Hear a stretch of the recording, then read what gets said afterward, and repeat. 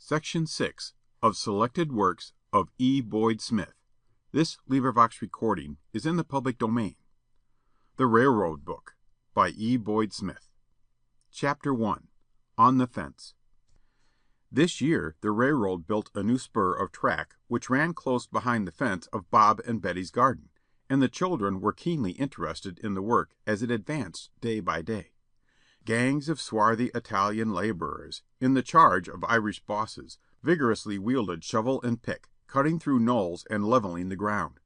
Then the wooden sleepers were laid and the steel tracks spiked down upon them. The busy handcar, going back and forth, excited Bob and Betty's admiration. Bob tried hard to make his express wagon into one, but somehow it wouldn't work. Of course they asked many questions, and were told all about the first railroad, away off in England, long ago, and how from that start railroads sprang up everywhere, and now ran to pretty nearly all the places in their geographies. How the trains brought to the people of the cities food, wheat and meat from the great plains of the West, so far away, till the subject of railroads became to Bob and Betty as interesting as a real fairy story. When the first train ran over the new track, great was the children's enthusiasm. They felt as though it was their own train. They made themselves a good lookout on the back fence and climbed up on boxes they had arranged in steps. And whenever the toot toot of the engine was heard afar off, they dropped everything and ran to their lookout. They got to know the engines by their whistles, and knew the freight train by its sound. They could always tell you whether it was a passenger or a freight train coming. Their admiration for the brakeman was whole-hearted as they watched him wave his arms as a signal to go ahead, back, etc., and occasionally flag another train to stop, to give some instruction. He was the hero of the car tops. And now railroad became the popular game. Bob was the engine and puffed and stamped, with choo-choo getting up steam, while Betty in the express wagon was passenger and train. They didn't forget the flags, and by this time knew just what each was used for. They could tell you that the engine with white flags on top was an extra, a special, and of course green flags were always flying on the rear of trains. The red flag, as everybody knew, meant stop. Chapter 2 Getting Acquainted. This new interest, the railroad, outdid the farm and seashore in excitement. The thundering rush of the express train was always rather alarming, though fascinating. And the slow and deliberate freights, which often stopped on the switch to let some other train go by, were an endless source of interest.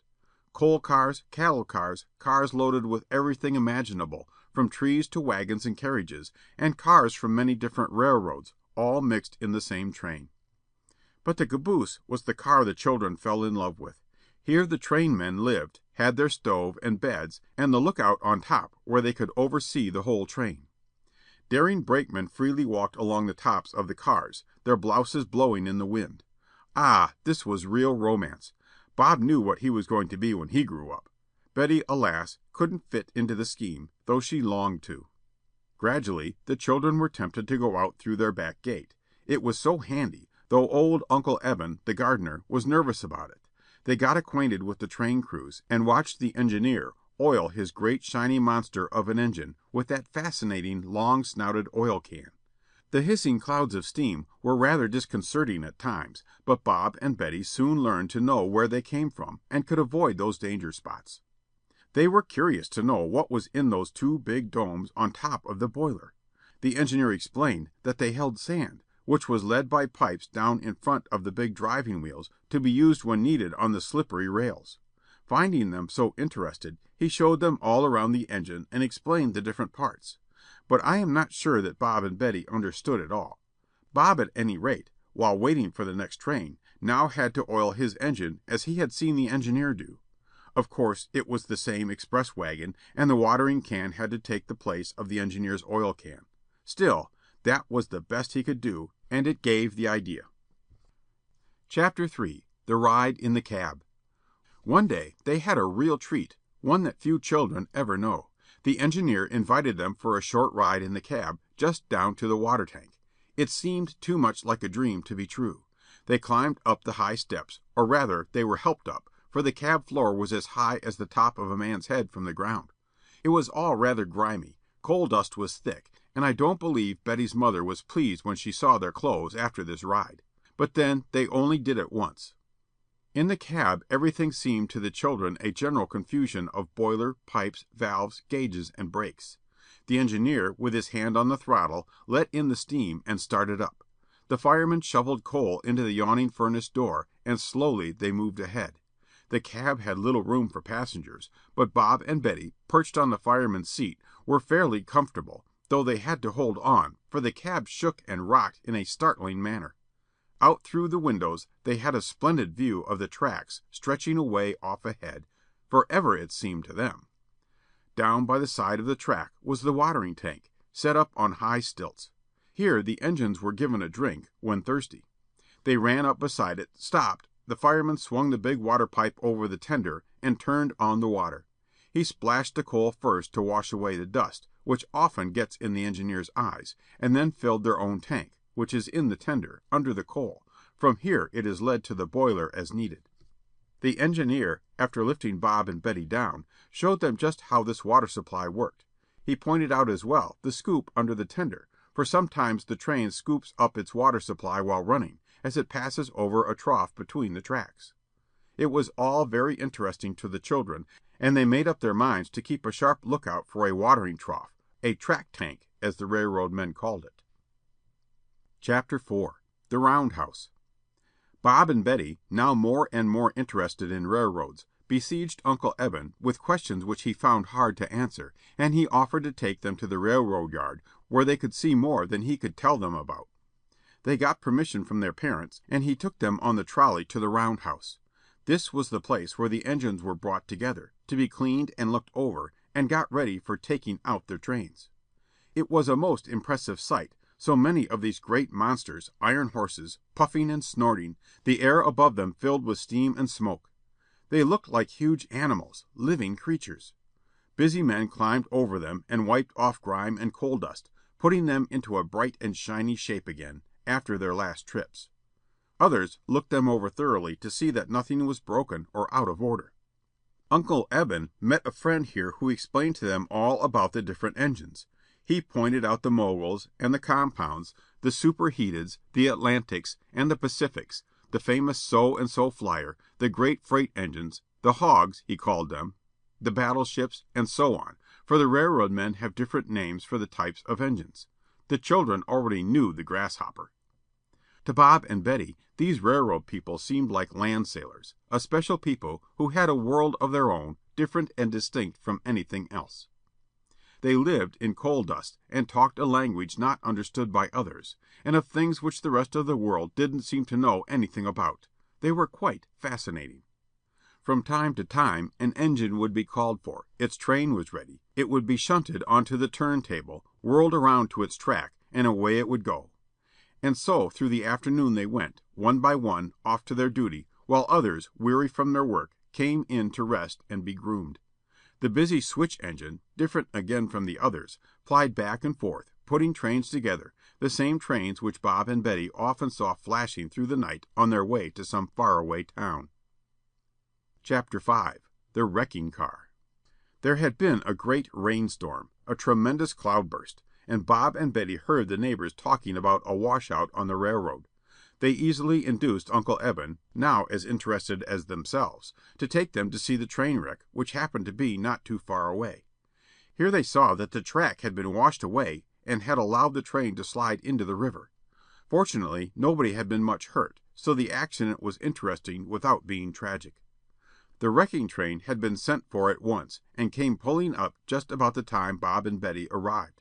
The wrecker soon got his car in position to work. It was specially made for this purpose, and had outriggers, which were slid out and firmly wedged up, to give it a good wide base. Then the great crane was swung on the revolving body of the car, tackle was attached, strong wire cables were carried out to the cars lying on their sides, and slowly and carefully the powerful crane lifted them from the river, swinging them back to the track which still remained in place. All this was not done very quickly. It took a good deal of time and great care, but the big derrick easily handled the great long cars. Bob and Betty admired it much as they would a mighty hero. After the work was done, they got a chance to see it well. The wrecker good-naturedly explained to them how it worked, though of course they couldn't understand it. but they could understand the tool car, with its rows of axes, shovels, crowbars, etc., neatly hung along the inside, each tool in its place, and each brightly painted red and green, so he could keep track of his own tools, the wrecker explained. When the rescued cars were run off, at once the repairing of the rail bed began. Trains of dump cars arrived, loaded with stone and earth. By an ingenious contrivance the sides were raised, and the cars spilled out their loads. Laborers shoveled these where needed. And before the day was over the roadbed had been remade and new tracks laid, and the trains were again running as though nothing had happened. Chapter 6. At the Freight House. There was always much of interest for the children at the new little station just a few blocks from their own home. Whenever they got a chance, they liked to go there with someone to see the trains come rumbling in and stop with a snort, see the passengers get off, or get on, and hear the conductor shout, "All aboard!" and see him wave his hand to the engineer to go ahead.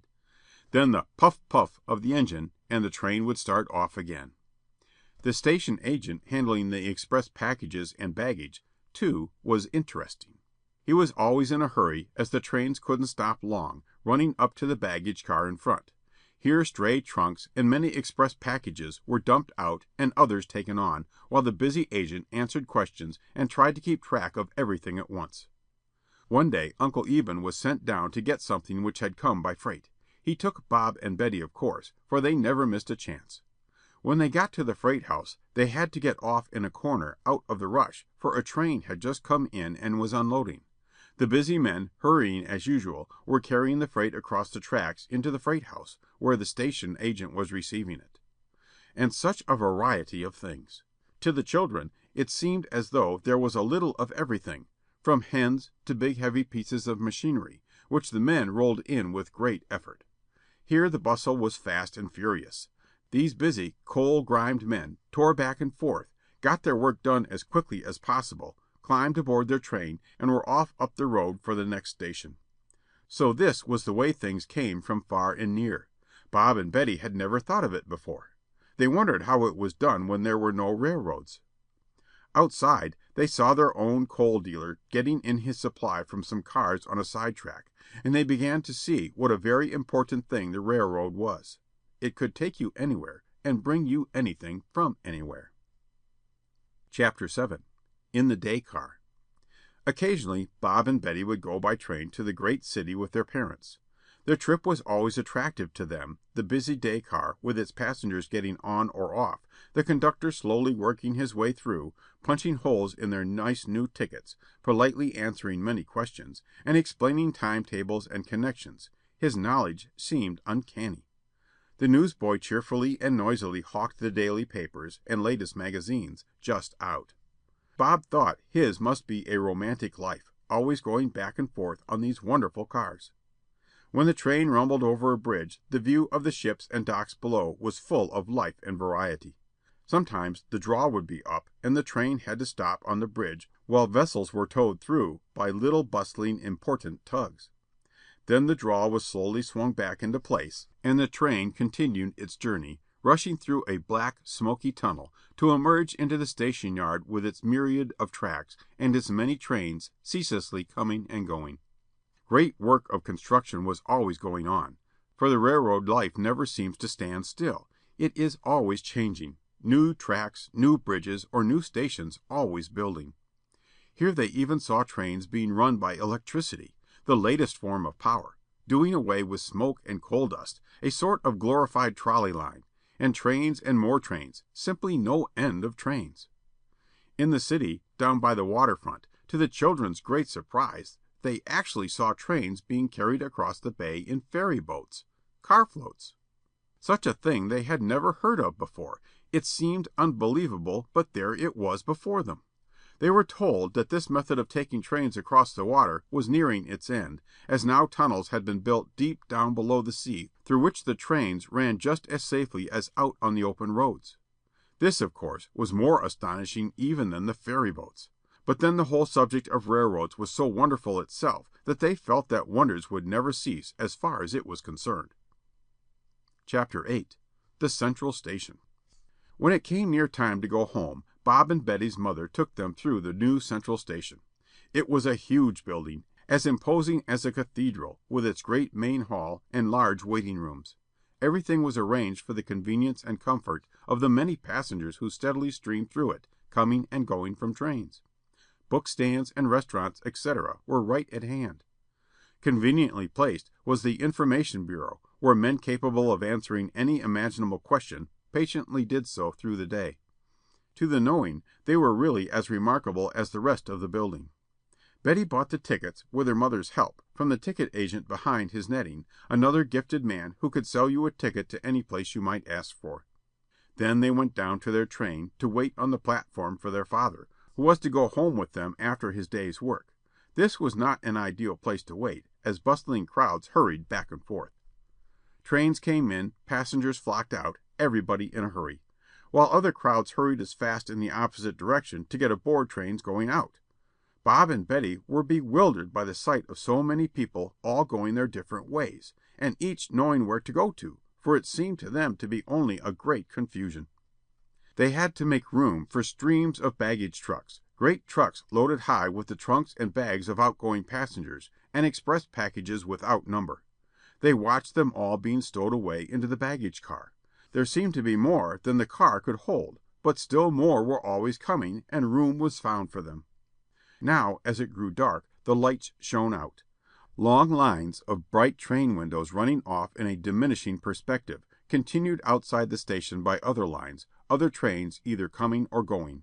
It was all very bewildering, though fascinating, and the children were glad when their father appeared and they were safe on board their own train on their way home.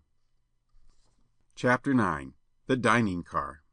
This year the children's father had to go on a long journey across the country, on account of his business, and he decided to take the whole family with him. Bob and Betty were delighted. This would indeed be an ideal vacation, to travel so many days in the train and see so many strange places. Preparations were made, the house closed, and off they started on the day set. Out from the great depot they sped, stopping at small stations along the way to take on more passengers going in their direction. Sometimes they would stop at large cities for a day or so, and then off on another train and away they would go, crossing state after state. From the car windows what they saw was all very novel, and the country and the farming along the line was always changing. At times they ran through great wheat belts, where, in every direction, as far as you could see, the wheat was growing. And here the work seemed to be carried on in a wholesale way. The reaping was done by great machines drawn by sometimes as many as 30 horses. It was all so very different from the way they had seen it at their uncle's farm, where it was cut by men with scythes. Bob and Betty could see all this while taking their meals on the train, for the dining car was just like a restaurant, a fascinating car, where they had their table and everything served just as comfortably as though they were in town. Daily through the trip they were allowed to go into the baggage car to see Sport, their little dog companion, for he too was of the party, though he had to travel in a box. He didn't like it at all, and always welcomed them affectionately. This baggage car was a delight to Bob and Betty. Here were all sorts of things, express packages, from baby carriages to milk cans, and of course the passengers' baggage. And Bob and Betty even saw their own trunks. They had always marveled at finding them in the stations whenever they stopped for a day. This wonderful baggage man seemed to know all about everybody's trunk and just where to put it off to meet them. He also became a sort of hero in their eyes, for of course they couldn't understand how he did it. Chapter X. The Sleeping Car. Now I suppose you wonder where Bob and Betty slept when night came on. In their seats? Not at all, for instead they had very comfortable beds. The car they rode in during the daytime was in a way something like those bureaus which let down at night and become beds, but this car let itself down into many beds. When it came time to sleep, the colored porters would skilfully dispose the lower seats into couches, then let down the other beds above, folded out of sight in the daytime. Quickly and deftly they would make these up, hang heavy curtains before them, and make a series of little sleeping rooms, each with 2 beds, one above the other. Bob and Betty enjoyed this most ingenious transformation. It was to them like something from the Arabian Nights, and they watched for it every night with fresh enthusiasm. They, of course, had the upper berths, their parents taking the lower ones. When the passengers were comfortably stowed away for the night, trying to sleep, Bob and Betty never had to try. They slept without trouble. The porter would darken the car, and all would be quiet. In the morning the beds were neatly folded up out of the way, and the car became an everyday car again. Bob and Betty became quite well acquainted with the conductor, and to entertain them he showed them the sights, such as the baggage car and the mail car, for on this train there was a car which was really a sort of traveling post office. Mail bags were thrown on board, the letters were distributed in different bags, and thrown off at the different stations they should go to, all ready for delivery. Bob and Betty, of course, had seen many letters come to their house, but they had never known anything about this. At certain stations where the train didn't stop, the mail bags were hung up near the track, and as the train rushed by, a metal arm reached out and gathered them in. Chapter 11. Over the Prairies. It takes a long time to cross this great country, even by fast trains, and by the time Bob and Betty had reached the broad prairies of the West, they felt quite at home living in railroad cars. Away out here were vast stretches which they crossed, white-tipped mountains in the distance. Occasionally they stopped at some small water tank station, where, while a stray passenger got on or off, the engine took in water, filling its tender tank again. These stations were often very picturesque in their surroundings, reminding the children of Buffalo Bill's Wild West show. In fact, it was through this country that Buffalo Bill, when a young man, passed much of his life. Here he hunted the buffalo, which at that time roamed the plains in immense herds. Now all that is changed, the buffalo are all gone, and Buffalo Bill is a showman. At these little lonely stations Bob and Betty saw here and there Indians selling pottery or beads, and a stray, easy-going Mexican with his big picturesque hat. And the cowboys, real, live cowboys. How the children did admire them. The cowboy is passing away, like the buffalo, but the occasional ones who are still left enjoy riding up to the train and doing stunts, in an accidental sort of way. But Bob and Betty's admiration of them was all they could wish. The children were told all about the opening up of this part of the country, and how the Indians of that not very distant day didn't sell pottery and beads, but were a most dangerous menace to everyone who tried to come out there, often attacking the settlers, or pioneers traveling with their prairie schooners, their big, tent-covered wagons. It took many years of hard work to change all this, so that trains could run across the plains and bring with them civilization. For the railroad, they were told, was one of the greatest helps in developing civilization, opening up, as it did, new parts of the country, and making it possible for people to come out and live there. Chapter 12. Crossing the Mountains. By and by they came to the great mountains, so high that nothing grew on their tops, and where sometimes the snow never melted. Around among these mountains the train wound, at times along the bottom of some deep cañon whose sides rose 1,000 feet above them. The scenery was grandly beautiful, too magnificent for words. It overawed the children, and many of the grown people as well. Through these gorges the train crawled, at times crossing some rushing mountain stream, or what at a distance seemed but a spider-web bridge, steadily climbing upward. For as there was no way of getting around these mountains, they had to climb over them. 2 engines were attached to the train, and slowly, pulling and tugging, they climbed, zigzagging around and about, always getting higher and higher, till at last Bob and Betty could see shining far below them the tracks over which they had passed. Once in a while they went through a tunnel cut out of the solid rock.